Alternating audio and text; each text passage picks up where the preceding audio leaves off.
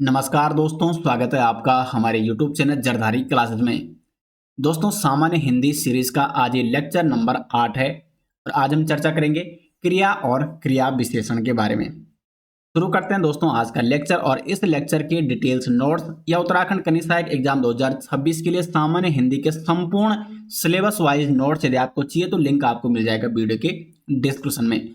और यदि आप उत्तराखंड जीके के संपूर्ण ऑनलाइन कोर्स के साथ जुड़ना चाहते हैं जिसमें आपको details video notes PDF notes जिनको आप डाउनलोड भी कर सकते हैं और एमसीक्यू भी आपको कराए जाएंगे उसमें, यानी मॉक टेस्ट भी कराए जाएंगे, तो आपको लिंक दिया गया है ऐप का वीडियो के डिस्क्रिप्शन में, या आप प्ले स्टोर से जरधारी क्लासेस ऐप को इंस्टॉल कीजिए। शुरुआत करते हैं क्रिया से और उसके बाद हम क्रिया विशेषण के बारे में और क्रिया के जितने भी भेद हैं उनके बारे में भी चर्चा करेंगे। तो देखो, क्रिया क्या होती है, परिभाषा आप सभी जानते होंगे और यहाँ पे भी आप दे सकते हैं जिन शब्दों से किसी कार्य का होना या किसी कार्य के किए जाने का बोध होता है। जैसे हमने कहा वह जा रहा है, यानी बोध क्या हो रहा है, उसके जाने का। तो चलना, जाना, खेलना, वह खेल रहा है, उसे खेलना है, दौड़ना, पीना। तो कुछ ना कुछ हम काम कर रहे हैं, कार्य कर रहे हैं, और हम क्या काम कर रहे हैं, हम क्या कार्य कर रहे हैं, इसका बोध हमें किन शब्दों से होता है जिन्हें हम क्रिया कहते हैं। जैसे हमने कहा वह खेल रहा है, तो खेलना भी क्या हुआ, काम हो गया, कार्य हो गया। तो उसका कार्य क्या है, खेलना। और उस खेलने वाले कार्य का बोध किससे हो रहा है, खेलना शब्द से हो रहा है। तो खेलना यहाँ पे क्या हो जाएगी, क्रिया हो जाएगी। तो ये उदाहरण है, रमेश क्रिकेट खेलता है, खेलता यहाँ पे क्रिया हो गई। गीता पानी पीती है, पीती यहाँ पे क्रिया हो गई। और सुरेश स्कूल जाता है, ये यहाँ पे उदाहरण हो गए। तो क्रिया की डेफिनेशन जो परिभाषा है वो इतनी क्या नहीं है, मतलब ये बड़ी आसान है। लेकिन सवाल जो बनते हैं दोस्तों, ये बनते हैं यहां से, क्रिया के भेद से। सबसे पहले प्रश्न ये बनता है कि कर्म के आधार पर क्रिया के कितने भेद हैं। तो कर्म के आधार पर हो जाएंगे क्रिया के 2 भेद। कौन कौन से हैं, सकर्मक क्रिया और अकर्मक क्रिया। सकर्मक यानी जिसमें कर्म पाया जाता है, और अकर्मक यानी जिसमें कर्म नहीं पाया जाता है। अगर हम सकर्मक क्रिया की पहचान बताएंगे, किस प्रकार आपको सकर्मक क्रिया पहचाननी है, तो उसके लिए आपको इसके उदाहरण पहले समझने होंगे। जैसे रमेश ने आम खाया, गीता पानी पी रही है। तो इसमें सकर्मक क्रिया इसको इसलिए कहा जाता है कि इसमें जो क्रिया का प्रभाव पड़ता है वो किस पर पड़ता है, कर्म पर पड़ता है। यानी इसमें क्रिया के साथ साथ क्या होगा, कर्म भी दिया होगा। जैसे रमेश ने आम खाया, खाया यहाँ पे क्रिया हो गई, लेकिन खाया क्या, आम। तो आम यहाँ पे क्या हो जाएगा, कर्म हो जाएगा। तो क्रिया का प्रभाव किसमें पड़ रहा है, कर्म पर पड़ रहा है।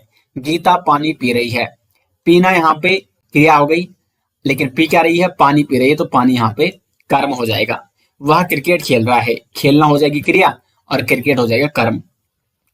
अकर्मक क्रिया क्या है, तो इसमें जो कर्म होता है इसमें कर्म नहीं होता है, ठीक है, कर्म इसमें नहीं होता है। और क्रिया का जो प्रभाव पड़ता है वो किसमें पड़ता है, कर्ता पर ही पड़ता है, जो कार्य कर रहा है। जैसे रीता रोती है, इन्हें रोती कौन है, रीता रोती है। गीता हंसती है, तो हंसने का प्रभाव किसे पड़ रहा है, गीता यानी कर्ता पे पड़ रहा है। ये कर्ता है, ये क्रिया है। यहाँ पे वह आता है, ये क्रिया है, ये कर्ता है। लेकिन सवाल ये बनता है कि कई बार एग्जाम में बनता है कि निम्न में से बताइए सकर्मक क्रिया किसमें है या अकर्मक क्रिया किसमें है। तो आपको पहचान कैसे करनी है, तो आपको पूछना है प्रश्न। जैसे यहाँ पे है रमेश ने आम खाया, रमेश ने क्या खाया, तो रमेश ने आम खाया। यानी जो कर्म है उसकी जगह पे, यानी देखो क्रिया से पहले आपको क्या लगाना है। जैसे यहाँ पे क्रिया खाया थी ना, तो खाया से पहले हमने लगा दिया रमेश ने क्या खाया, तो हमें आंसर प्राप्त हो रहा है रमेश ने आम खाया। इसमें देखो गीता क्या पी रही है, यानी पी से पहले हमने क्या लगा दिया, तो गीता पानी पी रही है, इसका आंसर आ गया। वह क्या खेलता है, तो वह क्रिकेट खेलता है। यानी जिसमें हमें प्रश्न का आंसर मिल रहा है वो हमें सकर्मक क्रिया हो गई। लेकिन शर्त क्या है, क्रिया से पहले आपको क्या लगाना है, यानी प्रश्न करना है क्रिया से पूर्व। अब इसमें देखो अकर्मक क्रिया में अगर आप क्रिया से पूर्व क्या लगाते हो तो आपको उत्तर नहीं मिलेगा। जैसे रीता, यहाँ पे रोती क्या है, क्रिया। तो मैंने यहाँ पे प्रश्न पूछा रीता, और क्रिया से पहले जो मैंने बोला था क्या लगाना है, रीता क्या रोती है। आंसर मिल रहा है, कुछ नहीं मिल रहा है। रीता क्या रोती है, क्या रोती, क्योंकि कोई भी यहाँ पे कर्म नहीं है तो इसलिए आंसर नहीं मिल रहा है, तो इसलिए ये हो जाएगी अकर्मक क्रिया। गीता हंसती है, तो गीता क्या हंसती है, क्योंकि हंसती कौन है, गीता, तो हंसने का प्रभाव डायरेक्ट गीता पे पड़ रहा है, न कि किसी कर्म पे पड़ रहा है, तो इसलिए हमें इसका उत्तर या आंसर नहीं मिल पा रहा है। वह आता है, वह क्या आता है, तो देखो इसका भी आंसर नहीं मिल रहा है। तो सकर्मक क्रिया और अकर्मक क्रिया की आपको पहचान इस प्रकार से करनी है कि जो वाक्य दिया गया है उस वाक्य को आप प्रश्न बनाइए, और जो ये क्या वाला है, ठीक है, जिससे हम प्रश्न पूछते हैं, ये आपको डायरेक्ट क्रिया से पहले लगाना है। तो अगर आपको उसका उत्तर मिलता है, आंसर मिलता है, तो सकर्मक क्रिया है उसमें, और अगर आंसर नहीं मिलता है तो उसमें हो जाएगी अकर्मक क्रिया। वैसे अगर आपको हिंदी का अच्छा नॉलेज है तो आप उसमें वैसे ही देख के ही लगा सकते हैं कि कर्म है या नहीं है। तो ये तो कर्म के आधार पर क्रिया के दो भेद थे। अब आगे बढ़ते हैं, और क्रिया के कुछ अन्य भेद भी होते हैं, लेकिन ये किस आधार पर होते हैं, तो यहाँ पे लिखना है आपको आधार। तो ये है आपके प्रयोग और संरचना के आधार पर। जो ऊपर था वो कर्म के आधार पर था, और ये है प्रयोग व संरचना के आधार पर।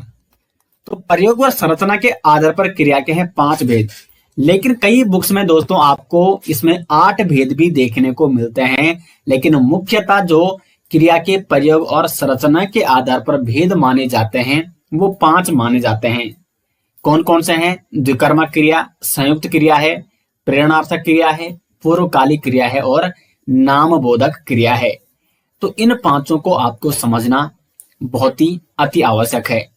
तो सबसे पहले द्विकर्मक क्रिया की हम बात कर रहे हैं, तो सिंपल सा इसके नाम से ही लग रहा है, जिसमें कितनी क्रिया है, मतलब द्विकर्मक जिसमें कर्म 2 हैं, तो इसमें आपके हो जाएंगे 2 कर्म। अब दोस्तों 2 कर्म के किसी वाक्य में हो सकते हैं, बिल्कुल हो सकते हैं, लेकिन इसमें दोस्तों एक कर्म होता है मुख्य कर्म, और एक होता है आपका, एक तो मुख्य कर्म हो गया, और दूसरा होता है आपका गौण कर्म। अब यहाँ पे उदाहरण देखो और उदाहरण से समझते हैं, क्योंकि प्रत्येक पॉइंट में आपको उदाहरण से समझाने का प्रयास करता हूं।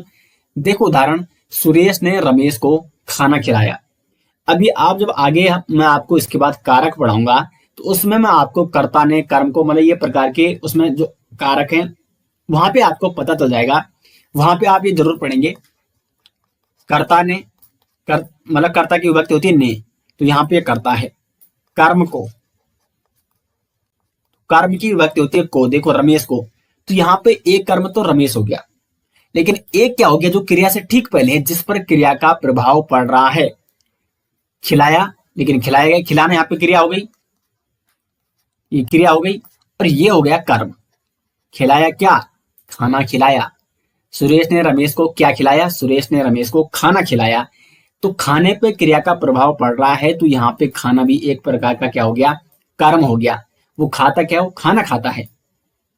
तो इसलिए इस वाक्य में हो गए 2 कर्म। एक कर्म तो ये हो गया रमेश को, देखो कर्म को, तो को विभक्ति किसकी है, कर्म की है। तो देखो खिलाया क्या, खाना, लेकिन किसको खिलाया, रमेश को खिलाया। तो यहाँ पे 2 कर्म है, एक तो खाना यहाँ पे कर्म है, और एक है रमेश कर्म। अब यहाँ पे समझने वाली बात है कि इस वाक्य में मुख्य कर्म कौन सा है और गौण कर्म कौन सा है। तो सदैव आपको ये ध्यान देना होगा कि जो मुख्य कर्म होता है वो क्रिया के ठीक पहले होता है, क्रिया के पहले, ठीक पहले, ठीक है। तो यहाँ पे खिलाया क्या है, क्रिया है, और खिलाया के पहले कौन सा कर्म है, वो है खाना। तो खाना यहाँ पे क्या है, मुख्य कर्म है। और साथ ही साथ अधिकांश देखा गया है कि जो मुख्य कर्म होता है वो निर्जीव होता है और विभक्ति रहित होता है। जैसे जो दूसरा कर्म है ये आपका गौण कर्म कहलाएगा, और इसमें विभक्ति भी है, रमेश को, कर्म को, तो कर्म की विभक्ति क्या होती है, हमेशा को होती है, तो इसमें को का प्रयोग होगा, तो ये गौण कर्म कहलाएगा। लेकिन इसमें मुख्य कर्म कौन है, जो ठीक क्रिया के पहले है और जिस पर क्रिया का प्रभाव पड़ रहा है। तो इस प्रकार इस वाक्य में हो गए 2 कर्म, और इस वाक्य को कहेंगे, या इसमें हो जाएंगे आपकी द्विकर्मक क्रिया, जिसमें 2 कर्म है। गीता ने सीता को पानी पिलाया, तो पिलाना यहाँ पे क्रिया हो गई, एक कर्म ये हो गया पानी, ये मुख्य कर्म हो गया, और एक हो गई सीता, सीता को विभक्ति हो गई, सीता कर्म हो गया, तो सीता यहाँ पे गौण कर्म हो गई। श्याम ने बच्चों को मिठाई खिलाई। श्याम ने बच्चों को क्या खिलाई? मिठाई खिलाई। किसको खिलाई? बच्चों को खिलाई। तो यहाँ पे प्रश्न आप किस प्रकार से पूछेंगे? क्या और दूसरा किसको? श्याम ने क्या खिलाई? मिठाई खिलाई। क्या खिलाई? तो मिठाई खिलाई। एक आंसर मिल रहा है मिठाई, यानी मिठाई एक कर्म है। एक किसको खिलाई? तो बच्चों को खिलाई। दूसरा आंसर मिल रहा है बच्चों, तो बच्चों यहाँ पे क्या हो जाएगा? दूसरा कर्म हो जाएगा। तो इस प्रकार से आप द्विकर्मा क्रिया के बारे में समझ सकते हैं।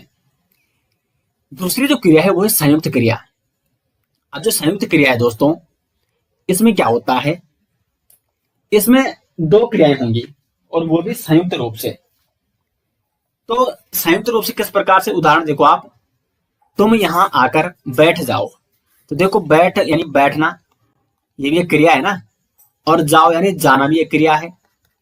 तो इस वाक्य में दो क्रियाएं, जाना और बैठना, ये संयुक्त रूप से प्रयोग की गई है। तो इस वाक्य में है आपकी संयुक्त क्रिया। उसी प्रकार से गीता चिल्ला उठी, एक यहाँ पे चिल्लाना, ये भी एक क्रिया है, और उठी यानी उठना, ये भी एक क्रिया है। तो इसमें चिल्लाना और उठना दो क्रियाएं हैं, यानी संयुक्त क्रिया इसमें है। तो इस वाक्य को क्या कहा जाएगा? संयुक्त क्रिया कहा जाएगा। वह पेड़ से कूद पड़ा, कूदना और पढ़ना ये भी क्रिया है। चलना और जाओ, जाओ की क्रिया है जाना, ठीक है। तो ये भी आपकी क्या हो जाएगी? इसमें भी संयुक्त क्रिया हो जाएगी। झुकना और जाना, तो इसमें भी आपकी संयुक्त क्रिया है। तो ये सारे जो उदाहरण है यहाँ पे, इन सभी में क्या है? संयुक्त क्रिया है। तो संयुक्त क्रिया यानी उसमें क्या होंगी? दो या दो से अधिक क्रियाएं हो जाएंगी उस वाक्य में। तीसरा है यहाँ पे प्रेरणार्थक क्रिया। तो प्रेरणार्थक क्रिया वो क्रिया होती है जिससे एक प्रेरणा का अनुभव होता है, प्रेरणा का बोध होता है। अब देखो यहाँ पे उदाहरण, शिक्षक ने विद्यार्थी से पुस्तक पढ़ाई। पढ़ाई क्या? पुस्तक पढ़ाई। किसने पढ़ाई? शिक्षक ने। और किससे पढ़ाई? विद्यार्थी से। तो यहाँ पे कुल मिला के ऐसा लग रहा है कि शिक्षक क्या कर रहा है? उसको प्रेरणा दे रहा है, उसको एक फोर्स कर रहा है कि तो आप पुस्तक पढ़िए, या उससे वो पढ़ा रहा है। तो कहीं ना कहीं शिक्षक क्या कर रहा है? उसको प्रेरणा दे रहा है, प्रेरित कर रहा है उसको पढ़ने के लिए। यानी यहाँ पे सिंपल सा मतलब ये है, यहाँ पे आपको ध्यान देना होगा कि यहाँ पे जो कार्य करवाया जाएगा वो किसी दूसरे के माध्यम से करवाया जाएगा। वो आपको प्रेरणा देकर या आपको फोर्स करके वो कार्य करवाया जा सकता है। दूसरा एग्जाम्पल देखो, महेश रमेश से पत्र लिखवाता है। तो लिखवाता कौन है? महेश, लेकिन लिखता कौन है? रमेश। तो यहाँ पे क्या होगा कि क्रिया तो कोई और करेगा, लेकिन वो क्रिया किसके कहने पर या किसकी प्रेरणा के अनुसार करेगा? किसी दूसरे व्यक्ति की प्रेरणा के अनुसार करेगा। तो जहां पर भी क्रिया जो होती है वो किसी दूसरे व्यक्ति के कहने पर या दूसरे व्यक्ति की प्रेरणा देने पर होती है वहां पे क्रिया, तो वहां पे सदैव कौन सी क्रिया मानी जाएगी? प्रेरणार्थक क्रिया मानी जाएगी। तीसरा एग्जाम्पल, श्याम रमेश से सफाई करवाता है। तो सफाई तो रमेश करता है, लेकिन करवाता कौन है? या किसकी प्रेरणा से रमेश सफाई कर रहा है? श्याम की प्रेरणा से। तो यहाँ पे करवाता हो जाएगी प्रेरणार्थक क्रिया। तो ये हो गई दोस्तों प्रेरणार्थक क्रिया, और उम्मीद करते हैं कि आज के बाद आपको कभी भी इसमें कंफ्यूजन नहीं होगा। चौथा देखो, ये सबसे ज्यादा आता है, पूर्वकालिक क्रिया। तो पूर्वकालिक क्रिया में क्या होता है दोस्तों? एक क्रिया के समाप्त होने के बाद दूसरी क्रिया शुरू होती है एक ही वाक्य में। देखो, गीता खेलकर थक गई, यानी इसने पहले खेला और तभी तो थकी है। अगर वो खेलती ही नहीं तो थकती कैसी? और खेलना ये भी एक क्रिया है, और थकना ये भी एक क्रिया है। तो एक क्रिया के समाप्त होने के बाद दूसरी क्रिया शुरू होती है, तो वहां पे क्या हो जाएगी? पूर्वकालिक क्रिया हो जाएगी। यानी इसको आप इस प्रकार से भी समझ सकते हैं कि यहाँ पे क्या होगा आपका, एक क्रिया पूर्ण करके दूसरी क्रिया शुरू होगी। या आप इस प्रकार से भी इसको समझ सकते हैं कि दो क्रियाएं तो होंगी उसमें, लेकिन उसमें एक क्रिया पूर्ण हो चुकी होगी, तत्पश्चात दूसरी क्रिया आरंभ होती है, और इस क्रिया को कहते हैं दोस्तों पूर्वकालिक क्रिया। तो देखो यहाँ पे खेलना ये क्रिया पूरी हो चुकी है, और खेलने के बाद वो थक चुका है, तो अब थकना उसने शुरू किया है, तो थकना यहाँ पे प्रारंभ हो चुका है। तो दूसरी क्रिया यहाँ पे प्रारंभ हो चुकी है। वह किताब पढ़ के खेलने गया। तो यानी उसने पहले किताब पढ़ी, तो पढ़ना जो यहाँ पे क्रिया है ये संपूर्ण हो चुकी है, समाप्त हो चुकी है, और पढ़ने के बाद वो गया खेलने। तो खेलना वाली जो क्रिया है उसकी वो शुरू हो चुकी है, तो यहाँ पे भी ये पूर्वकालिक क्रिया का उदाहरण है। राकेश नहाकर स्कूल जाएगा, एक क्रिया समाप्त हो गई, दूसरी क्रिया शुरू हो जाएगी। और रमेश कपड़े धोकर नहाएगा, तो धोकर वाली जो क्रिया है वो समाप्त हो गई और नहाएगा यानी वो अब शुरू हो रही है। तो ये तो थे दोस्तों यहाँ पे पूर्वकालिक क्रिया के उदाहरण। आगे बढ़ते हैं और जो अंतिम भेद है क्रिया का रचना या यहाँ पे प्रयोग और संरचना के आधार पर, तो वो है नाम बोधक क्रिया। अब नाम बोधक या इसको नाम धातु क्रिया भी कहते हैं। तो इसमें क्या होता है कि संज्ञा और सर्वनाम में अगर हम प्रत्यय जोड़ते हैं तो उसके बाद क्रिया बनती है, तो उन्हें कहा जाता है नाम बोधक क्रिया, जो किसी न किसी नाम का बोध कराती है। जैसे रंगना, ये एक क्रिया है, लेकिन ये क्रिया किस प्रकार से बनी है? रंग क्या है? रंग एक संज्ञा है। रंग में बहुत सारे रंग आते हैं, लाल, पीला, सफेद। तो रंग में हमने क्या कर दिया? ना प्रत्यय जोड़ दिया और ये बन गया रंगना।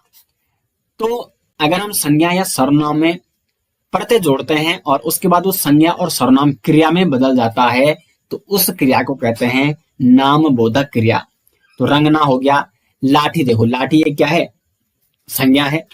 और लठियाना ये आपकी क्या हो जाएगी? क्रिया हो जाएगी। गरम और गरमाना, ये भी गरम से बना गरमाना, ये भी क्रिया है। तो इस प्रकार जिन क्रियाओं का निर्माण संज्ञा और सर्वनाम के बाद प्रत्यय लगने से होता है, तो उन्हें कहा जाता है नाम बोधक क्रिया। तो ये 5 प्रकार थे दोस्तों यहाँ पे क्रिया के रचना और यहाँ पे प्रयोग के आधार पर। इसके बाद जैसे कि कई अन्य पुस्तकों में 8 प्रकार की मिलती है, उसमें जैसे छठी हुई क्रमबद्ध क्रिया हो गई, या सजातीय क्रिया हो गई, या सहायक क्रिया। तो कुछ ये 3 अन्य क्रियाएं भी दोस्तों जो अनेक बुकों में आपको देखने को मिल जाएंगी। अब आगे बढ़ते हैं दोस्तों, और क्रिया का जो इसमें नेक्स्ट टॉपिक वो है क्रिया विशेषण। क्योंकि क्रिया हमने आज आपको कंप्लीट यहाँ पे कराना है, तो दूसरा जो यहाँ पे टॉपिक है इस लेक्चर का वो है क्रिया विशेषण। क्रिया विशेषण होता क्या है? तो जिन शब्दों से क्रिया की विशेषता का बोध होता है उन्हें कहा जाता है क्रिया विशेषण। वैसे दोस्तों इससे पहले मैं आपको विशेषण वाला टॉपिक करा चुका हूं, और उसमें मैंने आपको बताया था कि विशेषण क्या होता है, जो संज्ञा और सर्वनाम की विशेषता बताते हैं। अब यहाँ पे क्या है? ये विशेषण तो ये है, लेकिन ये किस प्रकार का विशेषण है? ये क्रिया विशेषण, अर्थात ये केवल क्रिया की विशेषता बताएगा। तो क्रिया की विशेषता का बोध जब होता है, जिन शब्दों से क्रिया की विशेषता का बोध होता है या जो शब्द क्रिया की विशेषता बतलाते हैं उन्हें कहा जाता है क्रिया विशेषण। उदाहरण देखो, वह धीरे धीरे बोलता है। तो पहले आपको वाक्य में देखना है कि क्रिया क्या है। तो यहाँ पे बोलना या बोलता ये क्या है? क्रिया है। लेकिन बोलता वो किस प्रकार से है? वो बोलता है धीरे धीरे। तो क्रिया की विशेषता क्या है? धीरे धीरे है। तो धीरे धीरे यहाँ पे क्या हो जाएगा दोस्तों? क्रिया विशेषण हो जाएगा। ठीक है। दूसरा एग्जांपल देखो, श्याम अभी आ रहा है। तो आना यहाँ पे क्या है? क्रिया है। आना जाना ये सारी की सारी क्रिया है। लेकिन आ रहा है, कब आ रहा है? वो अभी आ रहा है। तो यहाँ पे अभी क्या हो जाएगा? क्रिया विशेषण हो जाएगा। क्योंकि हमें अब क्या बोध हो रहा है? हमें अभी से ये बोध हो रहा है कि ये क्रिया अभी हो रही है, यानी वो आने वाला है। तो आना तो क्रिया है। अगर हम सीधे लिखते हैं श्याम आ रहा है या श्याम आ रहा है, तो श्याम आ रहा है यानी हमें नहीं पता वो कब आ रहा है। क्रिया की उसमें कोई विशेषता है ही नहीं। लेकिन श्याम अभी आ रहा है, तो ये क्रिया की ये विशेषता बतला रहा है कि क्रिया जस्ट अभी होने वाली है। तो इसे यहाँ पे अभी क्या हो जाएगा? क्रिया विशेषण हो जाएगा। ये आ रहा है, इस क्रिया की क्या बता रहा है? विशेषता बता रहा है। अभी आगे हम बहुत सारे एग्जाम्पलों से समझेंगे। तो बात करते हैं क्रिया विशेषणों के प्रकारों की। क्रिया विशेषण के अगर आप प्रकार देखोगे तो यहाँ पे देखो ये 4 प्रकार के हैं। कौन कौन से हैं? स्थानवाचक क्रिया विशेषण, कालवाचक क्रिया विशेषण, तीसरा है परिमाणवाचक क्रिया विशेषण, और चौथा है रीतिवाचक क्रिया विशेषण। तो एक एक करके हम उदाहरण से इनको समझने का प्रयास करते हैं। सबसे पहला है स्थानवाचक क्रिया विशेषण। तो इसमें स्थानवाचक क्रिया विशेषण से हमें यह पता चलता है कि जो क्रिया है या जो कार्य है वो किस स्थान और किस दिशा में हो रही है। जैसे अंदर, बाहर, ऊपर, नीचे, यहां, वहां आदि। तो यहाँ पे क्रिया से पहले ये शब्द आपको देखने को मिलेंगे। जैसे उदाहरण देखो, गीता पढ़ती है, लेकिन पढ़ती कहाँ है, अंदर पढ़ती है। तो जो देखो पढ़ना यहाँ पे क्रिया है, यानी काम क्या हो रहा है, पढ़ना हो रहा है, लेकिन वो जो काम हो रहा है, जो वो क्रिया हो रही है, उसका स्थान कौन सा है, किस स्थान पर वो क्रिया हो रही है। तो जहां पे क्रिया की स्थान या दिशा का हमें पता चलता है जिस शब्द से, तो उस शब्द को कहा जाता है स्थानवाचक क्रिया विशेषण, क्योंकि वो क्रिया की विशेषता बता रहा है, उसका स्थान और उसकी दिशा बता रहा है। तो यहाँ पे पढ़ती कहाँ है, अंदर पढ़ती है, अंदर एक दिशा है, एक स्थान है, तो ये हो जाएगा यहाँ पे स्थानवाचक क्रिया विशेषण। वह नीचे खेलता है, तो नीचे खेलने का स्थान हमें पता चल रहा है, तो नीचे यहाँ पे क्या हो जाएगा, क्रिया विशेषण हो जाएगा। क्रिया कौन सी, यहाँ पे खेलना, यहाँ पे क्रिया है। श्याम यहाँ आओ, तो आना क्रिया हो गई, और यहाँ, तो यहाँ हो जाएगा स्थानवाचक क्रिया विशेषण। दूसरा है कालवाचक क्रिया विशेषण। इससे कार्य के होने का या जो कार्य का समय होता है या क्रिया के समय का बोध होता है, समय का बोध। जैसे जब, तब, यदा, कदा, हमेशा, तत्पश्चात, तत्काल, पूर्व, ये सभी शब्द क्रिया से पहले आएंगे। और अगर ये शब्द क्रिया से पहले आते हैं तो इन शब्दों को कहा जाता है कालवाचक क्रिया विशेषण शब्द, क्योंकि क्रिया की विशेषता ये बता रहे हैं। जैसे श्याम पढ़ाई कर रहा है, तत्पश्चात खेलने जाएगा। तो देखो यहाँ पे दो क्रियाएं हो रही हैं, पढ़ाई कर रहा है और खेलने जाएगा, तो दो क्रियाएं ना यहाँ पे। लेकिन इस खेलने क्रिया से पहले तत्पश्चात आएगा, आ गया, तो हमें ये ज्ञात हो रहा है, ये बोध हो रहा है कि खेलने वो कब जाएगा, कुछ समय बाद जाएगा, यानी तत्पश्चात जाएगा। तो क्रिया के समय का हमें बोध हो रहा है, और जो शब्द क्रिया की समय का बोध कराते हैं वो कहलाते हैं कालवाचक क्रिया विशेषण। तो तत्पश्चात यानी हमें समय का बोध हो रहा है, मैं अभी आ रहा हूँ, आ तो रहा हूँ लेकिन अभी आ रहा हूँ, अभी का मतलब जस्ट आने वाला है, तो इससे भी समय का बोध हो रहा है, क्रिया के समय का पता चल रहा है। मैं आपको हमेशा पढ़ाऊंगा, पढ़ाना यहाँ पे क्रिया हो गई, कब पढ़ाएगा, हमेशा, तो हमेशा भी एक समय के अंतर्गत ये आता है। तीसरा यहाँ पे परिमाणवाचक क्रिया विशेषण। तो इसमें हमें क्या पता चलता है, इसमें हमें क्रिया के परिमाण का पता चलता है, क्रिया की मात्रा कितनी हो रही है, यानी क्रिया कम हो रही है या ज्यादा हो रही है। तो जहां पे क्रिया का परिमाण यानी माप पता चलेगा, क्रिया कम हो रही है या ज्यादा हो रही है, तो जिन शब्दों से हमें ये जानकारी मिलती है, ये बोध होता है, उन्हें कहते हैं परिमाणवाचक क्रिया विशेषण। उदाहरण देखो, थोड़ा थोड़ा, बहुत, अधिक, पर्याप्त, कम, प्राय, केवल, ये सारे हैं। उदाहरण देखो यहाँ पे, श्याम कम बोलता है, देखो बोलना क्रिया है, श्याम बोलता तो है लेकिन कितना बोलता है, कम बोलता है, तो कम यहाँ पे हो जाएगा। इससे हमें क्रिया की माप पता चल रही है, परिमाण पता चल रहा है कि क्रिया कितनी मात्रा में हो रही है। तो क्रिया अभी कम मात्रा में हो रही है, जो बोलना यहाँ पे क्रिया है, तो बोलना क्या है, बहुत मतलब कम बोलना हो रहा है, तो कम यहाँ पे हो जाएगा परिमाणवाचक क्रिया विशेषण। गीता अधिक रोती है, तो अधिक यानी अधिक का बोध हो रहा है, मात्रा क्या है क्रिया की, अधिक है। रमेश थोड़ा थोड़ा खेलता है, तो यह है परिमाणवाचक क्रिया विशेषण। चौथा है रीतिवाचक क्रिया विशेषण। रीति का मतलब आप देखो, रीति का मतलब क्या होता है, तो रीति से मतलब है यहाँ पे क्रिया की जो प्रोसेस है वो किस प्रकार हो रही है, या क्रिया का जो तरीका है। रीति का मतलब तरीका, या आप अंग्रेजी में समझ सकते हो मेथड, या रीति किस प्रकार की क्रिया किस प्रकार से हो रही है। तो जिन शब्दों से हमें ये जानकारी मिलती है उन्हें कहते हैं रीतिवाचक क्रिया विशेषण। धीरे धीरे, अचानक, सहसा, लगातार, बार बार, ये सारे शब्द ये है रीतिवाचक क्रिया विशेषण के। उदाहरण देखो, कछुआ धीरे धीरे चलता है, तो चलना यहाँ पे क्रिया हो गई, लेकिन चलने का जो तरीका है कछुए का वो किस प्रकार का है, तो वो धीरे धीरे। तो यहाँ पे हमें तरीका मालूम या तरीका पता चल रहा है क्रिया का। तो जहां पे जिन शब्दों से हमें चलने का या क्रिया का तरीका या उसकी रीति या उसका मेथड पता चलता है, तो उन शब्दों को कहा जाएगा रीतिवाचक क्रिया विशेषण। नई जगह पर धीरे धीरे चलना चाहिए, तो चलना हो गई क्रिया, लेकिन किस प्रकार से चलना चाहिए, तरीका क्या है क्रिया का, तो वो है धीरे धीरे। श्याम ध्यान पूर्वक पढ़ रहा है, तो जो पढ़ रहा है वो किस प्रकार से पढ़ रहा है, तो ध्यानपूर्वक पढ़ रहा है। और गीता लगातार दौड़ रही है, तो गीता किस प्रकार दौड़ रही है, लगातार दौड़ रही है। तो ये यहाँ पे रीतिवाचक क्रिया विशेषण का क्या हो जाएगा दोस्तों, उदाहरण हो जाएंगे। तो दोस्तों ये थे यहाँ पे क्रिया विशेषण के प्रकार।